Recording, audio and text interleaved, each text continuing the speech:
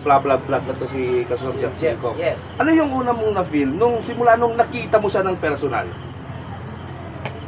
Nasabi ko na hindi na pala ako sisikat talaga kasi may Jeff Cinco nang umusbong eh. Ganun ba? Iba nga talagang wala na, bibigay ko na kay Boss Jeff Cinco yung ano. Ayun, no? Wala na, sinuko ko na, wala kahit anong gawin ko. Panis. Wala na. Na kay Boss Jeff Cinco na yung ano, trono. Rinig nyo naman, di ba? Alam nyo na. Pag mga kalokohan, follow nyo yung account ko. Jeff Cinco, follow nyo. Pero ako kas na-inspire ako mag-content. Dahil sa sa'yo. Bakit? Bakit? Oh, kaya mo nga eh. Kung walang kwenta yun, kaya mo rin yun. Ano?